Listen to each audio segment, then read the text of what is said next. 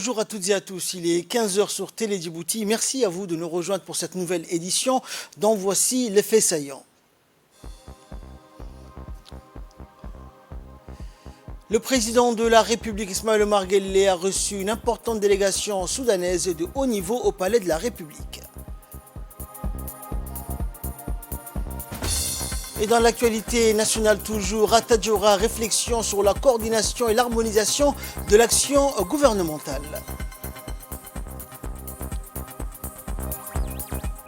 Et dans l'actualité internationale, au Libéria, saisie de cocaïne d'une valeur de 100 millions de dollars. Voilà pour les titres, bonjour à tous. Le président de la République, Ismaël Omar Guelleh, a reçu donc en milieu d'après-midi, hier, au Palais de la République, une délégation soudanaise de haut niveau conduite par le ministre des Transports de ce pays, son Excellence Hicham Ali Abou Zeid. L'audience servit dans de cadre donc à l'élaboration d'un inventaire général des domaines autour desquels les deux pays souhaitent accroître leur coopération. À cet effet, les deux parties ont d'emblée convenu d'instaurer une coordination, une collaboration active entre elles dans le domaine des ports. Le renforcement du niveau d'échange économique et commercial a également été porté au rang de secteur propice à une coopération mutuellement bénéfique pour les deux pays et les deux peuples. Et quant à la sécurité alimentaire, un pôle stratégique de collaboration déjà en vigueur entre les deux nations, elle a été appelée à faire l'objet d'une intensification particulière. Lors de cette audience avec le président de la République, le ministre soudanais des Transports était accompagné d'une importante délégation de son pays, comprenant entre autres la ministre de l'Industrie, Batoul Abbas Awad, et le ministre de l'Agriculture et des Forêts, Abou Bakr Omar Al-Bou.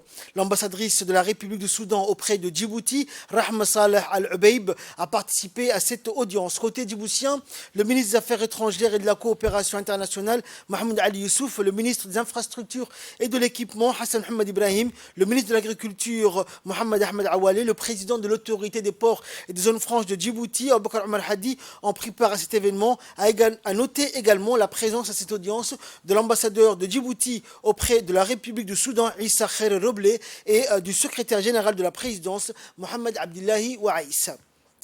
Et dans son interview qu'il nous a accordée à l'issue de son entretien avec le président de la République, le ministre du Transport du Soudan a précisé que le déplacement de cette délégation à Djibouti a trait à la volonté du Soudan d'appeler de ses voeux à la réalisation d'une dynamique nouvelle dans les relations d'échange et de coopération entre les deux nations, aux liens anciens tissés par le fil de l'histoire, de la culture et de l'appartenance commune à la même région. Il a conclu ses propos en indiquant que ce premier volet de coopération portera essentiellement sur un partage plus soutenu de compétences et d'expertise entre les deux pays dans les activités liées à la mer, notamment le transbordement et les zones franches d'éclatement. Et de son côté, le chef de la diplomatie djiboutienne et porte-parole du gouvernement, Mahmoud Ali Youssouf, s'est exprimé. Je vous propose de suivre son intervention. Il faut rappeler d'abord que c'est une forte délégation composé de 3 ministres, celui du transport, de l'agriculture et de l'industrie. Les relations entre Djibouti et le Soudan ont toujours été fortes et ont toujours également porté sur des secteurs d'intérêt commun en matière de coopération, de commerce et de développement des échanges. Djibouti et le Soudan sont 2 pays côtiers et des ports importants, Port Soudan, les ports de Djibouti, et il est important de développer une coopération, surtout des échanges d'expertise qui permettent donc aux 2 ports de travailler ensemble. C'est l'objet aussi de la visite de cette délégation. Et il y a aussi la coopération en matière de zones industrielles, les zones franches. Nous avons une certaine expérience dans ce domaine. Et c'est l'occasion pour les différents ministres djiboutiens d'exposer leur expérience dans ce domaine, l'expérience de notre pays. Et je crois qu'on a beaucoup de choses à échanger. Et comme l'a indiqué le ministre du Transport, ce sont des relations historiques fortes qui ne sont pas perturbées par les circonstances.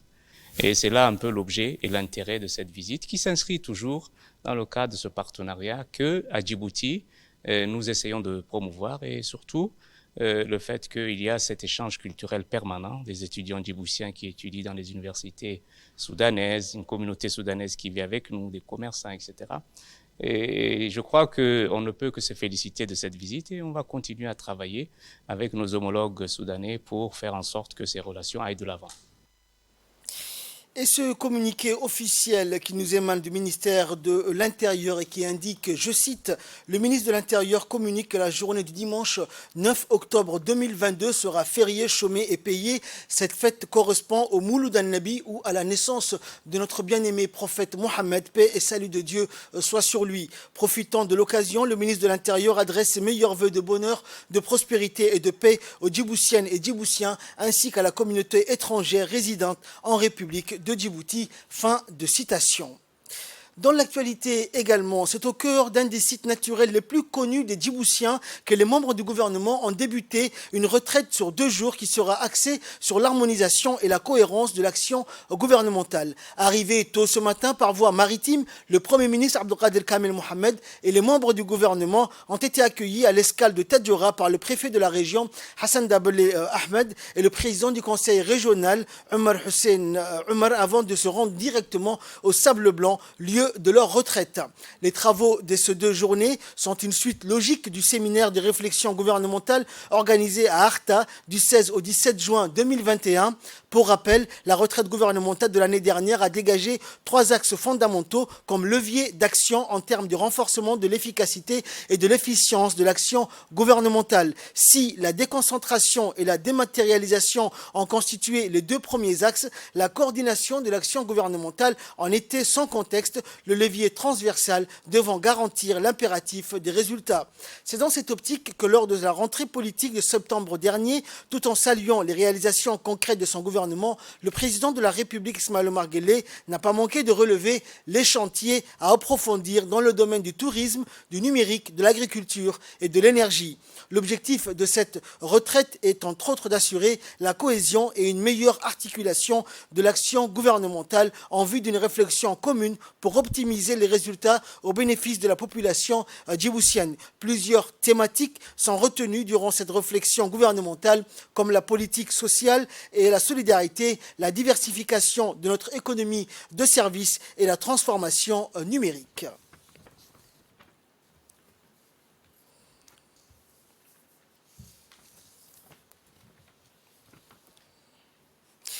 Le ministre de la Communication chargé des postes et des télécommunications, Radouane Abdillahi Badoun, séjourne depuis le jeudi 29 septembre dernier à Bucarest, capitale de la Roumanie, pour prendre part à la 21e conférence de plénipotentiaires de l'Union internationale des télécommunications, l'UIT, à la tête d'une délégation composée de son conseiller technique Abdulrachid Idriss Omar, du directeur du développement d'éthique Faisal Khairé Shirdon et du directeur juridique de la communication Abdulaziz Hussein Waberi. Le ministre Badoun est allé représenter la République de Djibouti à la conférence des plénipotentiaires de l'Union internationale des télécommunications qui se tient du 26 septembre au 14 octobre 2022.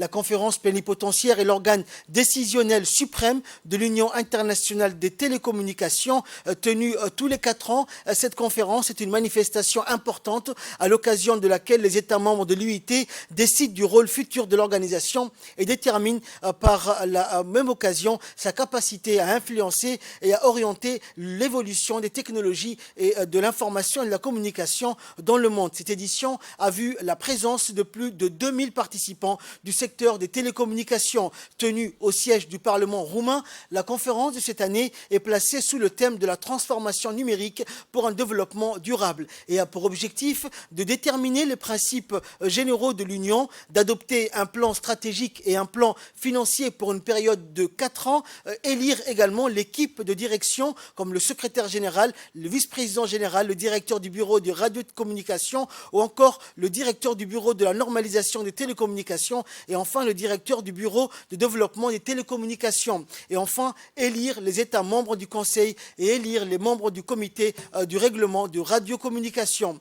Dans ce cadre, Madame Dorine Bogdan Martin est élue secrétaire générale de cette prestigieuse institution. Elle sera donc la toute première femme à occuper ce poste depuis plus de 150 ans de l'histoire de cette vieille organisation des Nations Unies. Le ministre de la Communication a profité de cette conférence pour expliquer la politique de développement d'éthique à Djibouti. À cet effet, il a présenté la vision du président de la République Ismaël Omar Guelleh, celle de faire de notre pays le hub digital le plus attractif de l'Afrique de l'Est à l'horizon 2030. Cette vision du chef de l'État et de son gouvernement consiste également à permettre à notre notre peuple d'accéder aux technologies, opportunités et solutions dont il a besoin à mesure que nous nous transformons en un hub technologique. En marge de cette conférence, le ministre Bardone a eu des échanges fructueux et prometteurs avec non seulement Mme Dorine Bogdan-Martin, nouvelle secrétaire générale de l'UIT, mais aussi avec plusieurs chefs de délégation des autres pays pour la réalisation des projets d'intérêt commun en République de Djibouti. Réfléchir sur les moyens pour relever les défis d'accès des TIC. Il convient de noter que cette conférence a comme défi de permettre aux participants de réfléchir et d'analyser les moyens pour relever les défis critiques de l'accès aux TIC en se servant des conséquences de la Covid-19 sur les économies du monde. Et pour les participants, le défi, c'est aussi connecter les non connectés et stimuler le développement continu des nouvelles technologies face à une convergence des crises mondiales. Le vote a pris fin le mercredi 5 octobre. Les officiels ont regagné leur pays tandis que les experts vont poursuivre les travaux jusqu'à la clôture prévue le 14 octobre 2022. Le ministère de la Santé, par le biais du programme de coordination de la vaccination de proximité de la Covid-19, a organisé un atelier d'évaluation et de micro-planification des activités de la Covid-19. L'objectif général de cet atelier est d'améliorer la couverture vaccinale contre le Covid-19 pour atteindre au moins 40% d'ici décembre 2022 et ainsi identifier les facteurs qui limitent la vaccination contre la Covid-19 en République de Djibouti. Était présent le secrétaire général par intérim du ministère de la Santé, Abdelkader Mohamed Garad, le coordinateur pour la vaccination de proximité de la Covid-19, Dr Omar Ismail, et Mme Dera Aboubakar Hadi et Guy Martial de l'UNICEF et de l'OMS. Durant 3 jours, les participants vont se focaliser à évoluer donc l'ensemble de la campagne d'accélération de la vaccination contre la Covid-19 menée à Djibouti, de présenter les performances de la vaccination contre la Covid-19 et de présenter les performances de la vaccination de routine pour les enfants de moins de 5 ans. À noter que les participants ont élaboré des micro-plans pour chaque région dans le but d'accélérer la vaccination en intégrant d'autres interventions de soins de santé primaires telles que la vaccination de routine des enfants.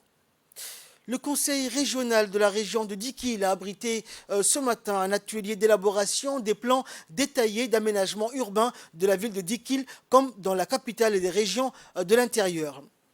Le président du conseil régional de Dikil, Mahad Hussein Ahmed, les représentants des systèmes et les responsables des services déconcentrés, les représentants du ministère chargé de la décentralisation et de la ville, de l'urbanisation et de l'habitat, ainsi que le cabinet Kaios en charge de la gestion urbaine ont pris part à cet atelier. Cette étude détaillée sur les plans d'aménagement urbain s'inscrit dans le cadre de la planification urbaine et surtout dans la mise en œuvre opérationnelle des orientations des schémas directeurs d'aménagement urbain. Cet atelier de lancement sera suivi de plusieurs ateliers et missions de terrain dans chacune des villes qui constituent l'objet de l'étude. Ce projet répond exactement aux attentes et aspirations du président de la République, Ismaël Omar Guelleh, notamment le projet Zéro bidonville, restructurer, retravailler les quartiers existants et avoir des plans détaillés d'aménagement faciliteront la vie des citoyens de la ville de Dikil.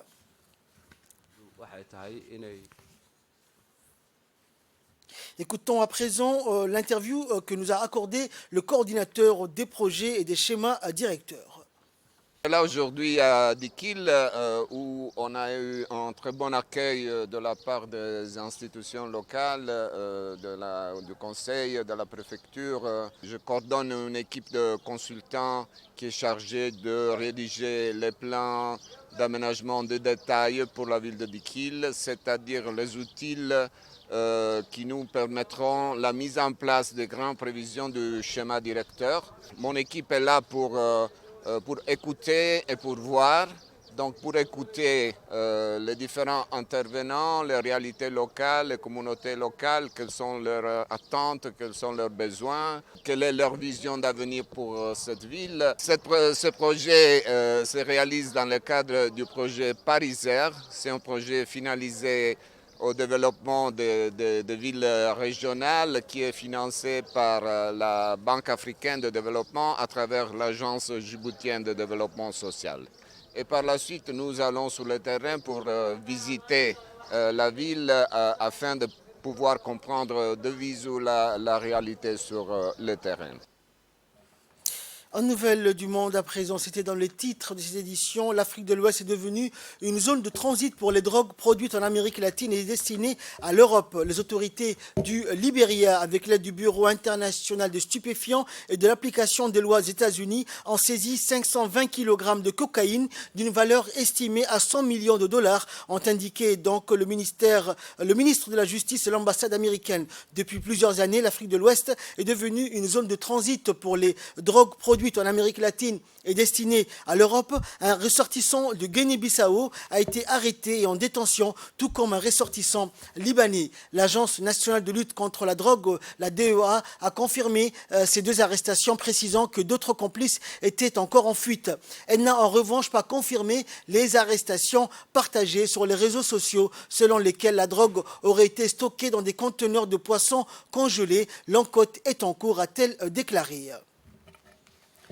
Et enfin, le Nobel de physique à un trio franco-austro-américain du monde quantique. Le prix Nobel de physique a couronné hier le français Alain Aspect, l'américain John Clauser et l'autrichien Anton Zeilinger, trois pionniers des mécanismes révolutionnaires de la physique quantique. Le trio de septuagénaires